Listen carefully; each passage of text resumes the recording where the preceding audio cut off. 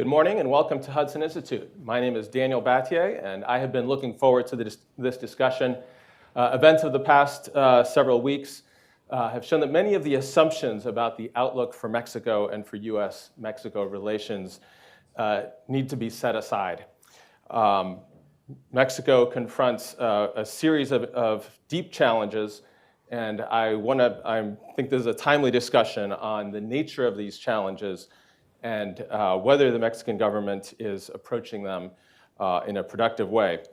We have a fantastic panel today. Luis Rubio is chairman of the Mexico think tank Mexico Evalúa. He has been president of the Mexican Foreign Affairs Council, COMEXI, and has written over 52 books. Antonio Ortiz Mena is founder and CEO of AOM Advisors and is an adjunct faculty member at Georgetown School of Foreign Service. He is also chairman of the USMCA committee at the Mexican Foreign Trade Council. And John Creamer retired from the US government after a 37-year career in the Foreign Service, much of it working on law enforcement and security cooperation. He served as Deputy Chief of Mission at the US Embassy in Mexico from 2018 to 2021. Luis, I want to start with you. I have found your writing on Mexican politics to be very clarifying.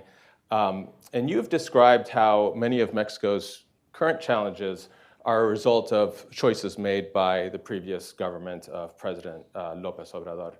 Can you describe some of those challenges and assess whether the shifts we're seeing with President Claudia Sheinbaum will entail different outcomes for Mexico going forward? Good morning. Thank you, Daniel.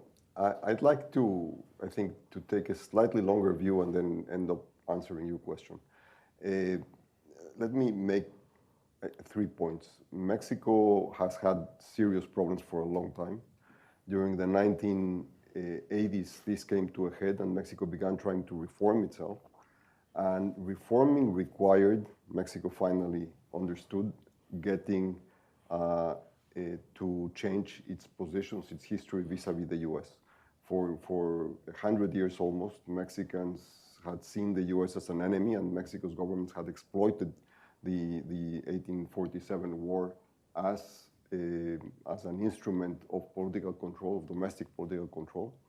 So the turnabout that Mexico had to do in the 1980s to get its reforms going was enormous. And the reason why Mexico approached the US at that time was in order to borrow American institutions, because Mexican institutions were too weak, too frail to serve as sources of certainty for investors, for savers, for business people, and for the population at large. So NAFTA ended up being as much a political institution as it was an economic or trading and investment one. Among the reforms that Mexico launched, there were these economic reforms that were important, but also some political reforms that came about immediately after NAFTA. The first one was the reforming of the electoral institutions in order to level the playing field, and that's how Mexico ended up having free and fair elections that were recognized widely, and the party that governed Mexico for 70 years was finally defeated in 2000 with Vicente Fox. What Mexico did not reform at that time was its governance institutions. It did not change the structure of the government. It did not address the relations between the federal government and the state governors. It did not change, it did not define and develop the relationship between the 3 branches of government. It did not build and develop security institutions, because the government in the past had been so powerful, the federal government, that it could control everything. Once the PRI and the government divorced, to put it one way, the security institutions simply collapsed. And there aren't any new security institutions as a result of that. So the security issues come as a result of that.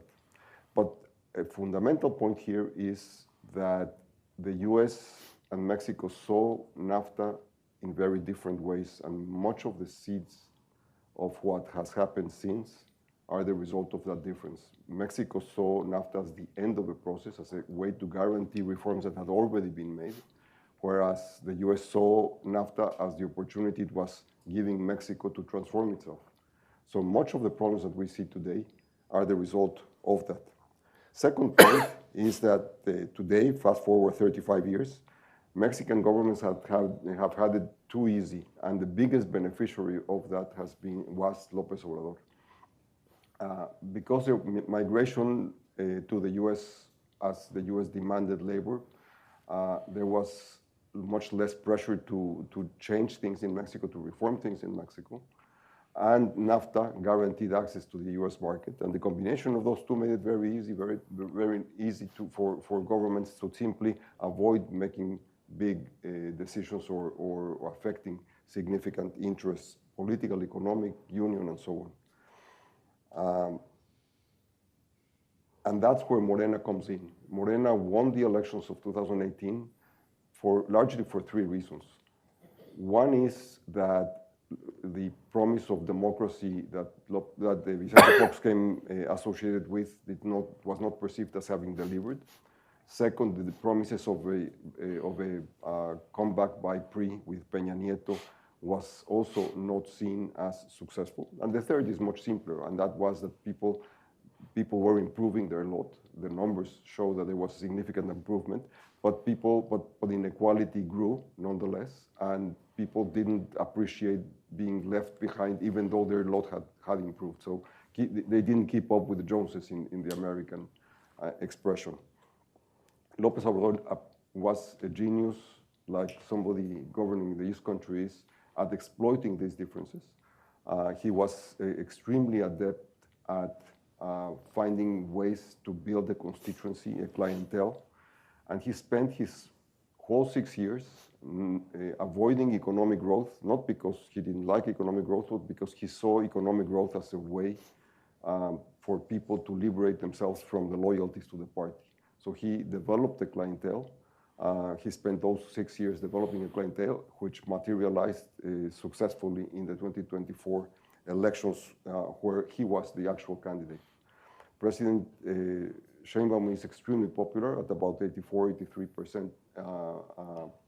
But however, if you look at the numbers in the same polls, they show something slightly different. They show that 30% of Mexicans are diehard supporters of Morena.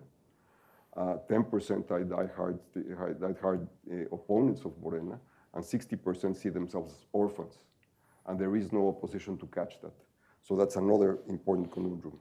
So the third point, and quickly just to finish, the fundamental objective of Mexico's reforms and of approaching the US back in the late 80s and early 90s was to find a source of certainty. And what we're seeing today is exactly the opposite. The source of certainty has now become the source of uncertainty. Mexico's president has tried to turn that around by saying that Mexico has got it less bad than others, and that's the source of certainty that we should have. But obviously, that's not going to hold for long. But the main point, going back to your question, Daniel, is that Mexico has had very little, if any, new investments, greenfield investments in the last 7 years since López Obrador came into the government. And the reforms that he enacted, oddly, the last month of his administration, have made it much more difficult for Mexico to be able to attract investment and to make it possible to develop in the future. Thank you, Luis. You covered a lot of ground there, and I will come back to you on some of the topics you raised. But I want to go to John and talk about security.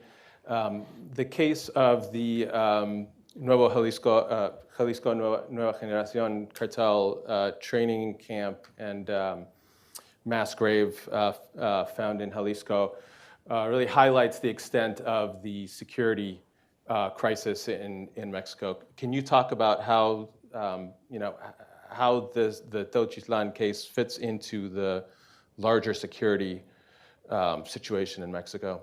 Sure. Good morning, everyone. Happy to be here. Unfortunately, Teuchitlán, actually, there are many Teuchitlans out there in Mexico, and it's a real human tragedy, as well as highlighting the problems that face the country. And I think it shows the extent to which local security forces or local authorities either are complicit or ineffective in acting against these groups. It shows that in many ways they can act with impunity. And while there's debates if drug trafficking organizations or organized crime control territory in Mexico, it clearly shows the kind of parallel structures where they've been created, where they could operate, like I say, without really any concern for interference by local authorities. And of course, what's striking is that security forces had visited Teuchitlán several months before it became big news, and yet really nothing had been done. It's really, in that sense, quite frightening. We'll see if it itself becomes a kind of galvanizing event in terms of mobilizing people around security issues. Like I say, there's been many such incidents in the past, and in general, they've not tended to have too much impact in electoral terms, but we'll see what happens in this instance.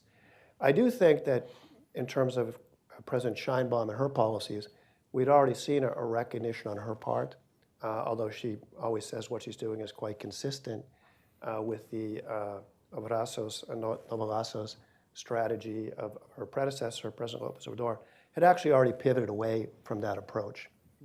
And they've moved to a much more aggressive campaign targeting organized crime organizations, so particularly what they call the generators of violence. And she's appointed as the Secretary for Security and Citizen Protección Ciudadanía, Omar Garcia Harfuch, who was her chief of police in Mexico City. He enjoys her confidence and support. He himself has a team of people who have worked with him, both back in the federal police and at the Fiscalia. And so they are making some major moves, shifts towards a strategy, which I say is aimed at attacking criminal organizations, particularly generators of violence, using intelligence-driven operations, trying to promote much greater collaboration between prosecutors and investigators, something they did fairly successfully at the level of the city. They're trying to increase the number of investigators, both through extending investigative authorities to other organizations and increasing actually hiring of investigators. Also, they've trying, because of his support with the president, to do a more effective job in coordinating the different federal security forces, as well as with state and municipal authorities. Certainly not an easy task, but I think some of the initial signs have been somewhat encouraging. But that said, and actually in that point, I also would say that it seems that the Mexican authorities are starting to cooperate again much more closely with the U.S. In terms of information sharing. We saw President Sheinbaum essentially step out and say, yes, the reports on drones, U.S. drones and that were in Mexico were there at the request of the Mexican government, highlighting again perhaps closer cooperation with the U.S. But that said, there are major challenges. It's not as if there's been a significant commitment of additional resources to the security institutions. There's still a fragmentation with the National Guard under the Army, Sedena, as opposed to under the Secretary for Public Security. There is a pending judicial reform, the election of all the judges, which even if it produces competent and quality judges, it puts a whole period of uncertainty and throws the whole judiciary into flux at a key moment when you're trying to move forward security. It's not as if the Mexican judicial system has been particularly effective in the past, but that puts a whole question mark on that. And again, I think you look at, say, the Fiscalias, both at the federal and the state level, and they've really largely been ineffective in working. And so it's hard to go forward with a successful security strategy if you continue to have major problems, both in terms of your fiscalia, ability to prosecute and hold people accountable, and a judicial system which is pretty ineffective and unresponsive. So the challenges remain. I do think her strategy to move in the right direction. She's clearly committed a lot of her political prestige to that, but we'll see how this works out. There's a long way to go. Okay. Antonio, where does the announcement on tariffs from Wednesday leave Mexico? What is your outlook for the Mexican economy when you look at the announcement Wednesday and the tariffs that were announced in March? Okay, how long do we have? Let me take the same tack that Luis took. Let me take a step back to give you a context of what I believe happened, and then make reference to the specifics about Mexico-U.S. economic relations and USMCA and the prospects. So what happened on April 2nd, and I do think that everybody will remember that date, April 2nd, 2025, was the biggest change in global trade policy since at least 1930. In 1930, the U.S. House and Senate passed the Smoot-Hawley Act, which raised tariffs with the aim of protecting farmers and industrial workers. What happened back then is that those tariffs resulted in other countries retaliating and U.S. farm workers and industrial workers being worse off than before the tariffs. And in fact, 4 years later, the U.S. Congress passed something called the Reciprocal Trade Agreements Act, which started to backtrack on the imposition of those tariffs, and that in turn led to the system that the victorious allies created after World War II, which is the GATT and the WTO. Now, that system is very important because it had the aim to avoid tit-for-tat policies or beggar-thy-neighbor policies that would make everybody worse off, and to try to establish a legal basis to resolve trade disputes. It wasn't perfect, but we wanted to avoid a free-for-all. What happened on April 2nd, in my view, was that the U.S. acted unilaterally. Many people believe that its actions are inconsistent with its commitments under the WTO, its commitments under regional trade agreements, including the USMCA, and that creates a whole lot of uncertainty. Some countries might retaliate and everybody might be worse off. In this case, you can see Canada and Mexico behaving differently. Canada just announced a 25% tariffs on US autos. Mexico is standing pat for the time being. But the key issue is that this unilateral action creates uncertainty and generates risk for countries responding in kind. In terms of the regional impact, some people say that Canada and Mexico fared better than every other country. The base tariff was 10%. Other countries got higher rates. Canada and Mexico got 0% largely, with some exceptions for autos and auto industries.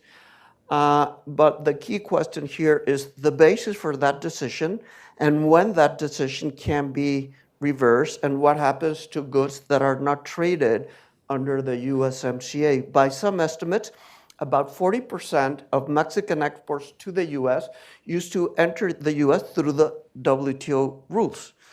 And the US tariffs under the WTO were pretty low. For Mexico, those tariffs are now 25%. I'm sorry to get a bit wonky, but it's just important to understand what happened. Under the WTO, you have to establish the same tariff to every country. You can vary by product, but not by country. That's why it's called the most favored nation. You treat all nations equally.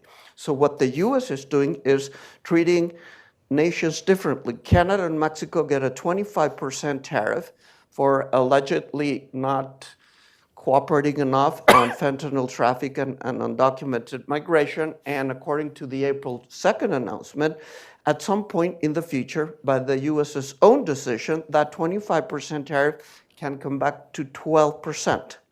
Now, if you want to look at the glass half full, we could say that having zero tariff is better than having 10 or 25 or over 40. That is true. However, the main concern remains uncertainty. How long will the U.S. stick with its current policy? How will it deal with automobiles? Will it respect the agreements it strikes? I want to point out that about 2 years ago, a USMCA panel on precisely automobile rules of origin made a decision against the U.S. This is under the Biden administration. And the Biden administration decided not to comply with that decision, and the current administration still has not complied with this decision. So if the U.S. is not abiding by its international commitments, and Mexico and Canada, as well as other countries, just need to expect to be treated fairly, that does not create a sustainable basis for regional investment and for regional trade. Yes, it could certainly have been worse, but I would say the big challenge for the US, for Canada, and for Mexico is to come up with a set of stable and clear rules to foster trade and investment in the region. I believe that if the US goes it alone, the economic effects in the US, I'm not speaking about Canada or Mexico, will be very negative in terms of growth, in terms of employment, in terms of production, and in terms of exports. Let me give you two examples. One from the industrial sector, one from ag. In terms of the industrial sector, the US is centering its attention on autos and auto parts. If it wants to produce all of its automobiles in the US, by definition, the production will be much, much higher because it wants to produce them in a labor-intensive way with very high wages. I'm not saying people shouldn't be paid high wages, but maybe they should be paid high wages in services or in other industries. But if you want to produce autos with high wages, it'll be very difficult for the US to export those automobiles because they will be more expensive than the competition, and that would not help reduce the trade deficit of the US. Secondly, if other countries retaliate against the US, then the exports from the US might face additional tariffs that were not existing now.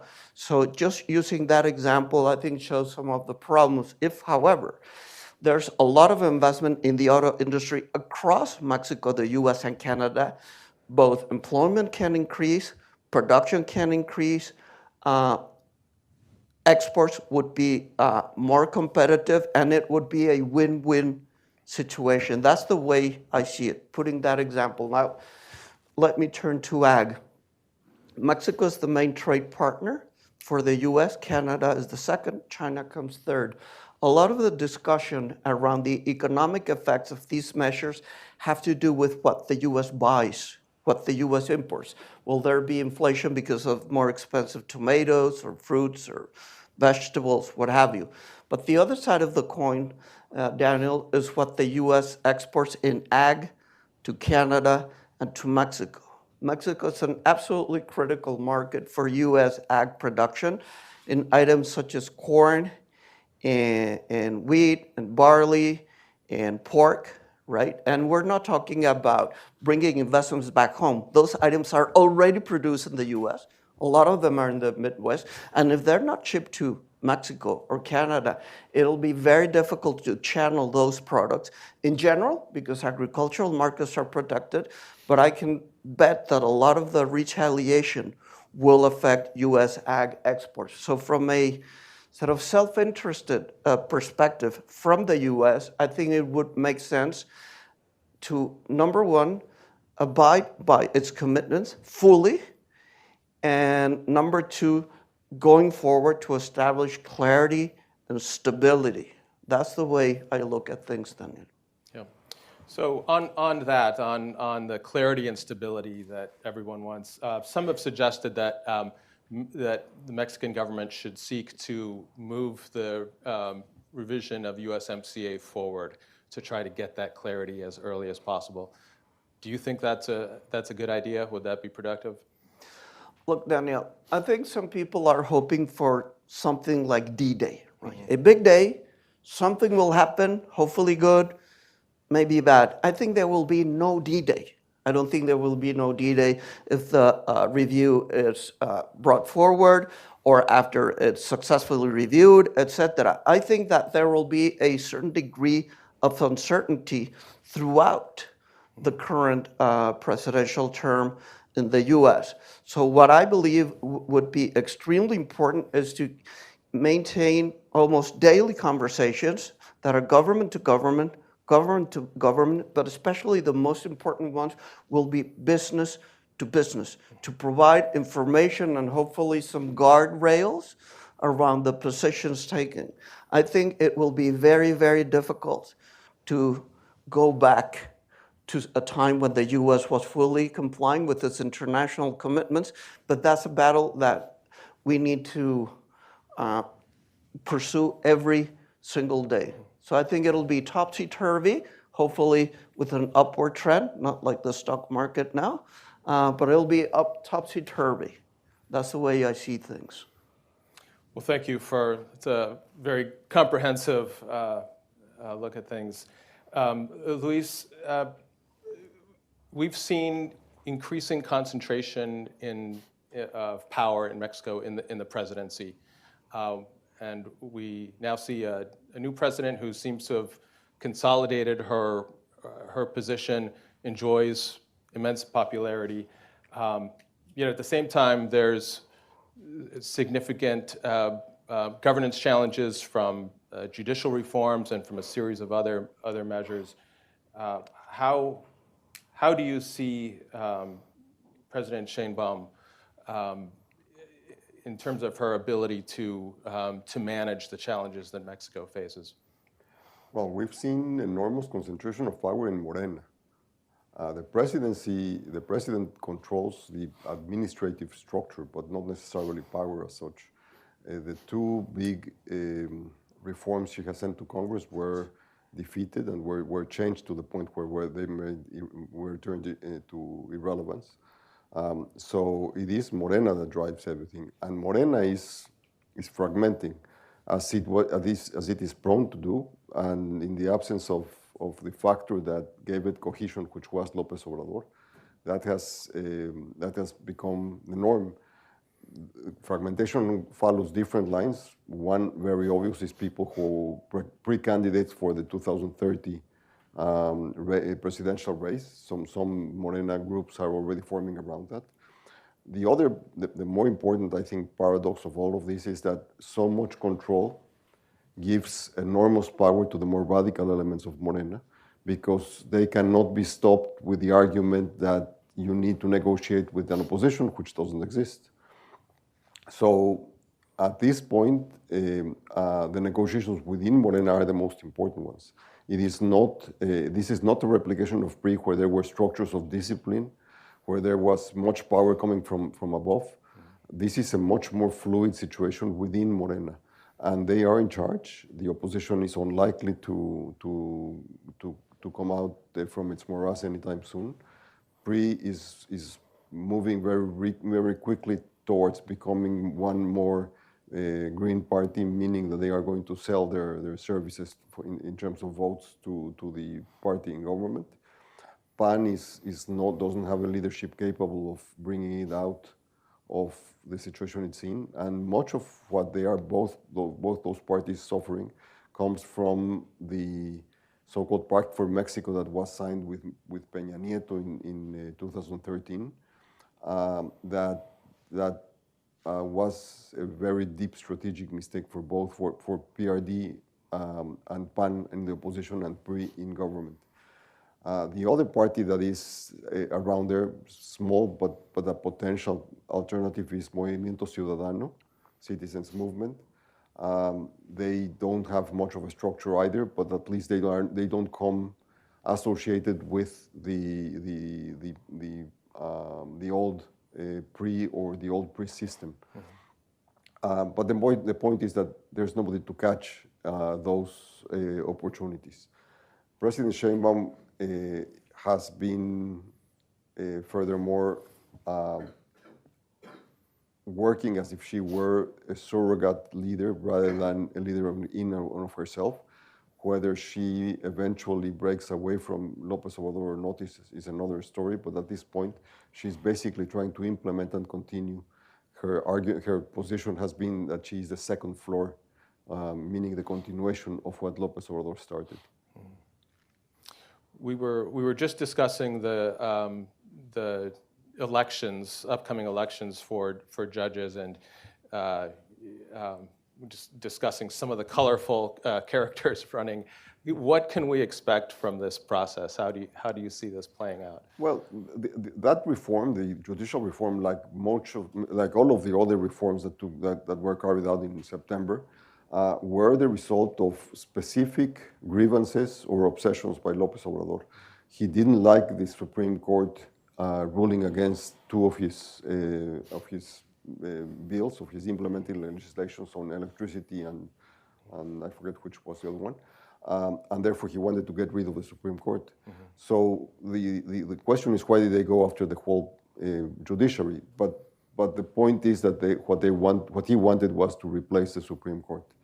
And it's going to be voted by the people, but voted among candidates that have been filtered by Morena. Mm-hmm. And therefore the outcome is already pre-established. So I don't think we can expect much of it. There are some judges that are current judges and are running and may get to be elected, and that may not be too bad. The judiciary was never a source for people to solve and address conflicts. It was never very effective for the average citizen, but this is unlikely to make it any better. Okay, thank you. John, you've mentioned some of the positive things that the new government is doing, many of them related to building the capacity of the state to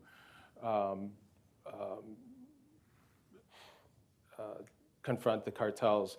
And many of these are things in which traditionally Mexico has cooperated with the United States. Can you describe the way that U.S.-Mexico security cooperation has worked in the past, and do you see any prospects of getting back to a situation of where there's broad cooperation on these issues? Okay. No. Look, I think in the moments of better cooperation in the past, we've seen very extensive sharing of intelligence and information. We've seen cooperation on evidence collection, investigations, collaboration on extraditions, and visa and financial sanctions. We've also seen U.S. assistance programs aimed at capacity building for Mexican institutions, both with training and equipment. The probably golden age of cooperation was under the Mérida Initiative in 2007, 2008, which provided some $3.3 billion worth of assistance over a 13-year period. Started under the Calderon administration and then continued into Peña Nieto before it kind of ran aground with the López Obrador administration. I think that period made some advances, certainly tactical advances in breaking down groups like the Zetas. Obviously did not solve the security problems or the drug trafficking problem confronting the U.S. or the security problems in Mexico. But I think it's a good starting point to look at renewing cooperation. I will caution, however, that the cooperation has always suffered ups and downs. I think that largely reflects differences in priorities and strategies. Certainly under President López Obrador, it reflected some ideological differences. And then further complicating it has been Mexican concerns or sensitivities around its sovereignty, which are rooted in the power asymmetry between the two countries, as well as some of the history of interventions on the U.S. side. And that's combined with kind of a lack of trust, both on kind of the U.S. side. I mentioned a kind of golden era of cooperation with Calderon. Of course, there's a big asterisk because the head of the Mexican effort in this, Genaro Garcia Luna, is now serving time in a U.S. prison because he was convicted of working with the Sinaloa cartel the whole time. He was kind of leading the Mexican anti-drug effort. So that leads to a fair amount of distrust on the U.S. side. And on the Mexican side, I think mistakenly, but there's always a suspicion that the U.S. is using some of its prosecutions, and that is in a political manner as much as in a security manner. So all of those suspicions are out there. I do think at this moment, as I mentioned, the Sheinbaum administration is moving to a more aggressive campaign. I think that the selection of Omar Garcia Harfuch and her support for him creates the possibility of greater cooperation with the U.S. It's a movement in a direction that we support. He himself worked well with U.S. agencies, both when he was in the Fiscalia and also when he was the police chief in Mexico City. So I think there's a good basis. We've seen already, even before President Trump was elected, increases in arrests, increases in lab seizures coming out of Mexico. I think on the U.S. side, with the Trump administration, certainly conveyed the seriousness with which we are taking the fentanyl issue, with the foreign terrorist organization designation of Mexican cartels, with the imposition of tariffs, to underscore to the Mexicans that we want to see greater action at this point, and with some of this talk about possible unilateral military action. I think that has succeeded in moving the Overton window for possible U.S.-Mexico cooperation. The clearest example of that was the Mexican expulsion of 29 long sought after narco-traffickers to the United States on March 1st. Basically short-circuited the judicial procedures in Mexico, invoking national security to send them to the U.S.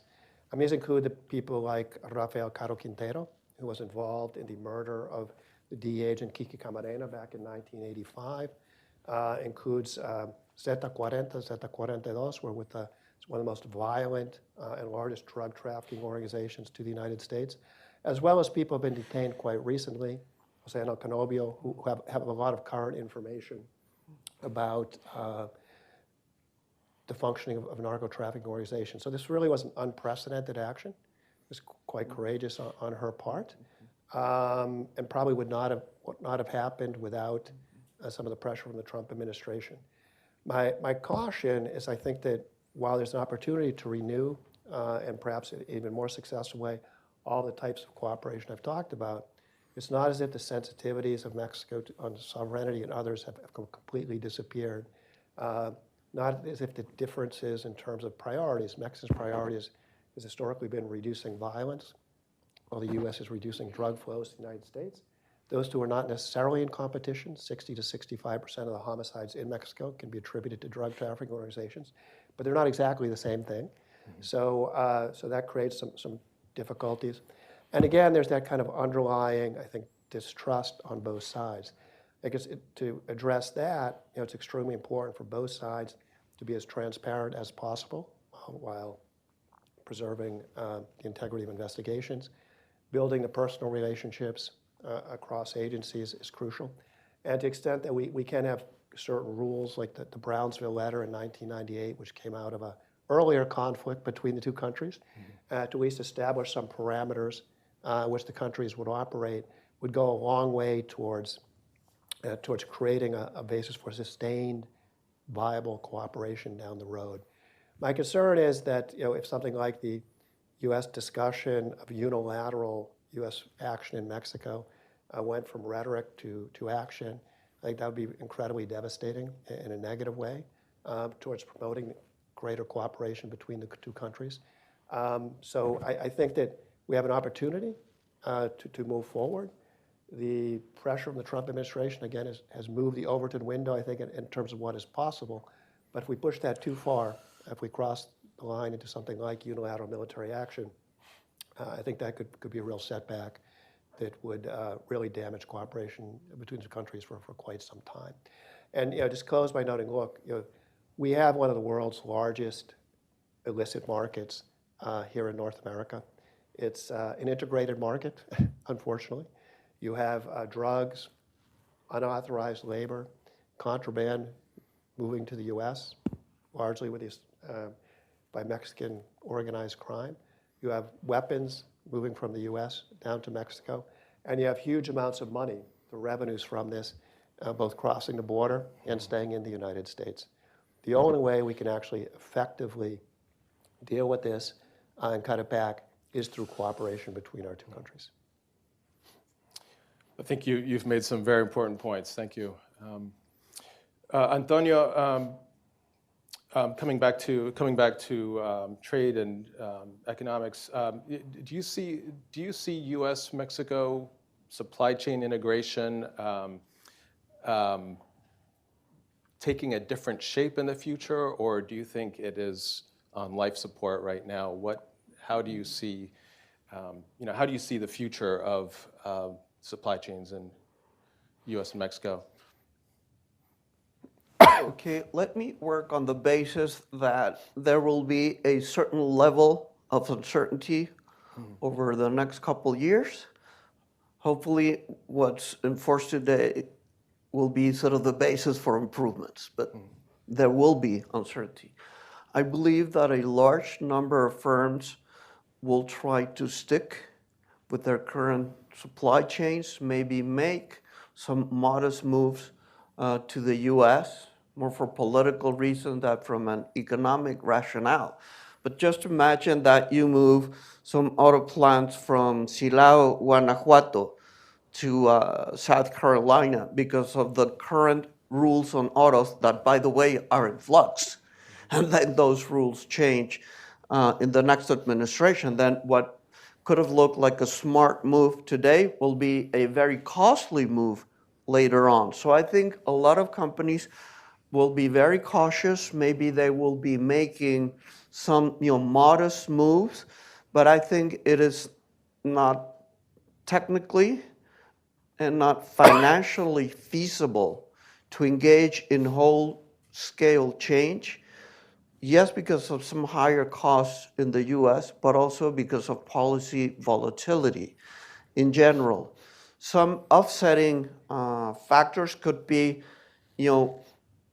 lower tax rates in the U.S., draconian deregulation in the U.S., but I don't know if those two policies would offset, and I understand, not tariffs, but uncertainty over tariffs.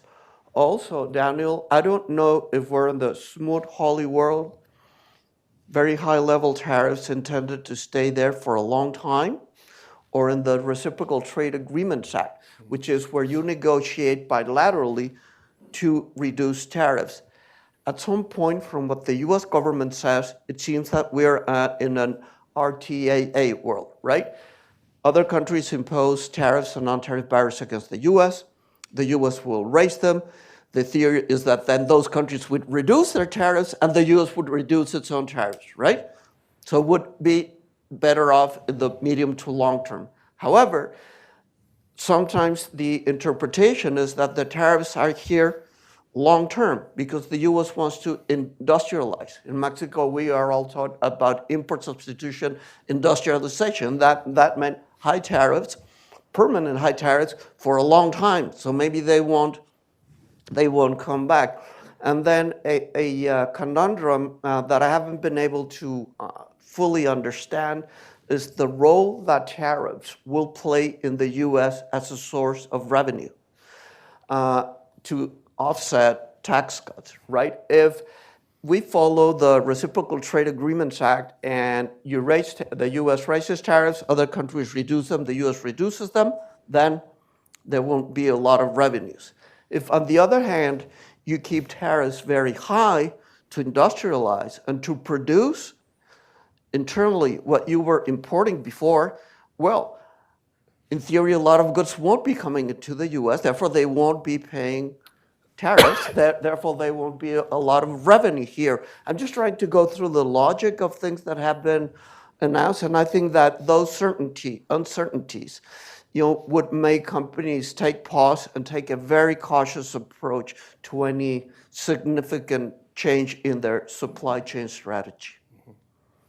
With Chinese investment in Mexico emerging as an issue for the United States and potentially an obstacle to continuation of USMCA, Mexico has floated the idea of basically matching U.S. tariffs on China. Do you think that could be is that a good idea? Could that provide a foundation for a more, more productive trade relationship with the United States? Yeah, I certainly believe that unfair trade from China is a legitimate concern in the U.S. It has also been a concern in Mexico for many years. In fact, Mexico was one of the last countries that accepted China's entry, or the last country that accepted China's entry into the WTO. So in that way, we were ahead of the curve because the U.S. was pushing for entry and Mexico honestly was dragging its feet, okay? Now, the U.S. alleges that there are some goods that come from China, go to Mexico and enter the U.S. I don't believe that's the case. I believe that regulations are very clear and supervision and enforcement is very strong. However, if the U.S. is concerned about unfair trade from China, I think it makes eminent sense to coordinate with its two top trade partners, which is number one, Mexico, and number two, Canada. So I think that's important, but even more important, I think that information exchange. We're still debating about the amount and nature of Chinese investment in Mexico, the amount and nature of Chinese investment in the US and in Canada. I think we still need to know what we're talking about. We're not there yet. And then to engage in very deep policy cooperation. In some cases, yes, perhaps coordinating trade and investment issues regarding China. One idea that has been floated, and it comes and goes, is to have a common external tariff to turn North America into a customs union. It would mean a deeper integration. You can do away with the rules of origin. It would be much more efficient and transparent. I think that in theory, in a classroom blackboard, that's great. But under the current stance, to keep a common external tariff, I think Mexico and Canada would in a way have to follow the US lead. So we would be in a roller coaster ride. So I think for right now, I don't like that roller coaster. I'm staying on firm ground here. Okay. Great. Luis, with Plan Mexico, Claudia Sheinbaum has at least recognized the importance of the market and of private investment in Mexico's economy. So there's a slight departure from her predecessor on the role of the market. Do you see that as enough of a shift, or are we going to is her investment plan going to be not enough for the private sector?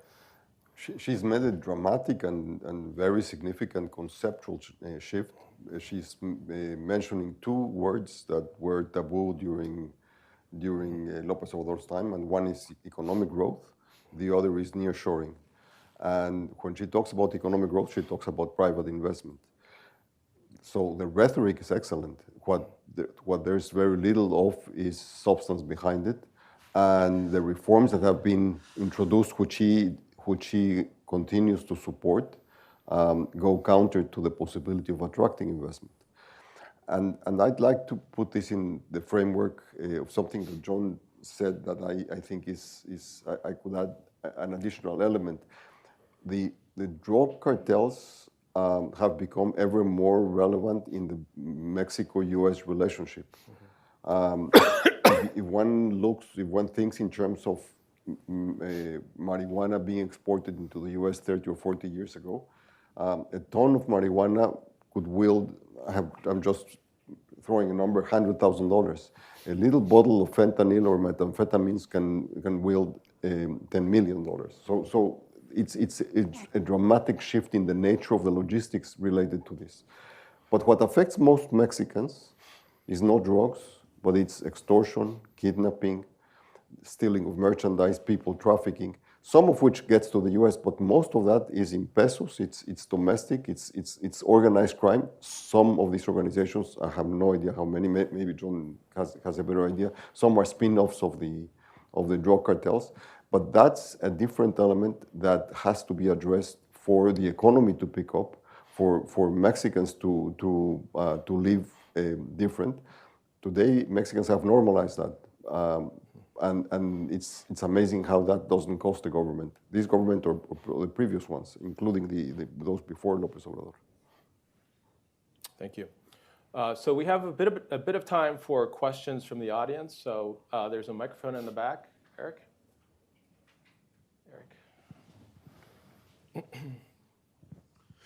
Thanks, Dan.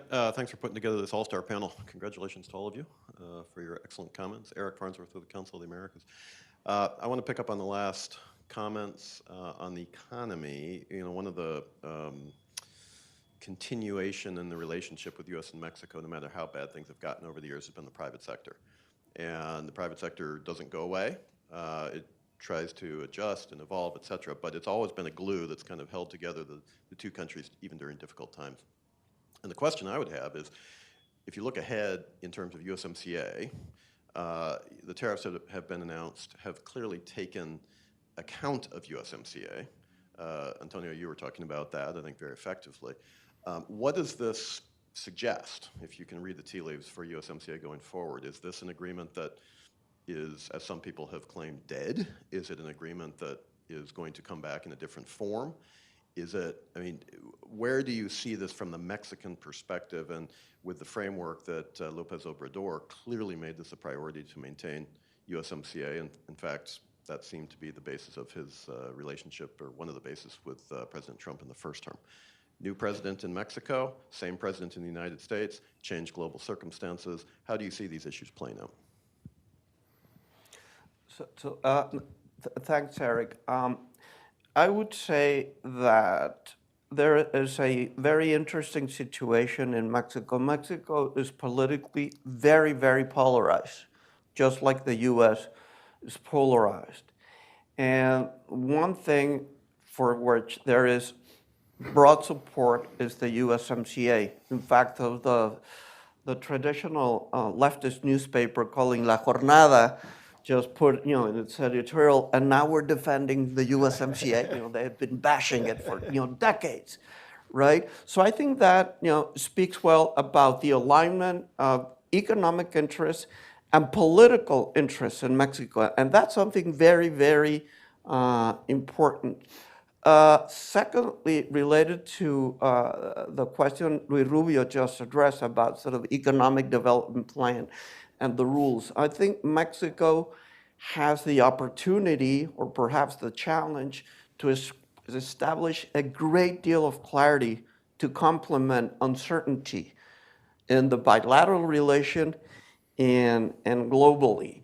And in terms of where business-to-business relations come, I think the most essential policy in economics, I'm not talking here security, is actually energy. Because there's a lot of talk about nearshoring or reshoring or producing jointly with the US. And right now, Mexico's implementing some legal changes to the generation and distribution of energy. If I were to look at one single economic policy in Mexico that could affect the whole economy, that would be energy.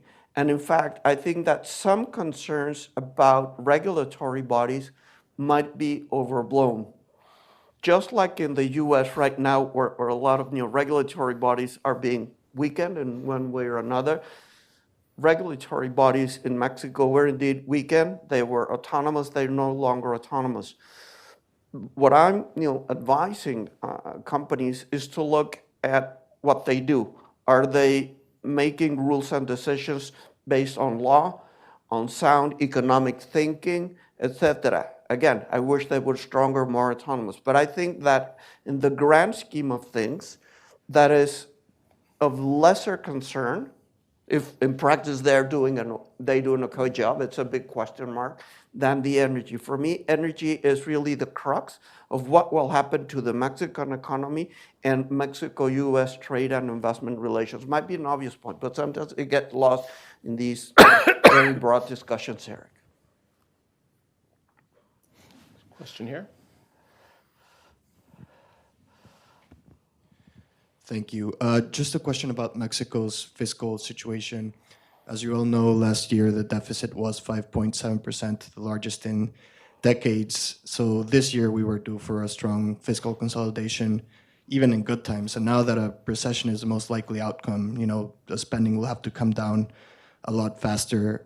At the same time, the finance ministry still has pretty unrealistic growth projections of 1.5 to 2%. So my question is, do you all think that President Sheinbaum will be able to bring spending under control? Will she cut spending in the areas that strain the budget most? Pemex and social programs, subsidies, pensions? Or will we continue to see budget cuts to other areas such as health or security, where perhaps the country can no longer afford budget cuts in those areas? Well, the only thing I'd say is that they are doing a pretty good job about cutting and trying to maintain the budget in check, to the point that they are not doing things that are absolutely necessary because there is no money, talking about minor amounts. But you're right in that there are some of the elements in which they are spending, some of the lines of the budget in which they are spending that are unsustainable. The growth of the social programs is unsustainable with the current level of economic growth and revenue the government gets. That's true of the spending programs. It's true, even more true of Pemex. Pemex loses enormous amounts for every barrel that is refined. The quickest way to fix the Pemex situation would be to simply stop refining. But that's something that is un-Mexican. It's inconceivable for a government like this. So there are solutions, but they are not focusing on them. And I think it is going to come to a head at some time this year. There are some people who are predicting that Pemex is going to come down in its production levels significantly later this year because they are not paying their suppliers. So all of this makes a picture that will require a very different fiscal solution. Whether they'll take it or not, it's anybody's guess. The other element there is, of course, the rating agencies that are like hounds around them, looking at the numbers, and that might also force them to do things that they are not willing to do today. But don't forget that the great part of the reason why the president is so popular has to do with the cash transfers to their clientele. So that's why they are untouchable. Well, I promised to wrap up at 11, so I want to thank our speakers. I think this has been a rich and productive discussion, so thank you very much for your analysis, and I want to thank the audience. It's great to have an engaged audience. I think I think the theme of this discussion I think is uncertainty, and I think the need for patience in watching how things play out in Mexico. No easy solutions on the horizon. So there's a lot that bears watching. But again, I appreciate the excellent analysis from our panel today. Thanks for the opportunity.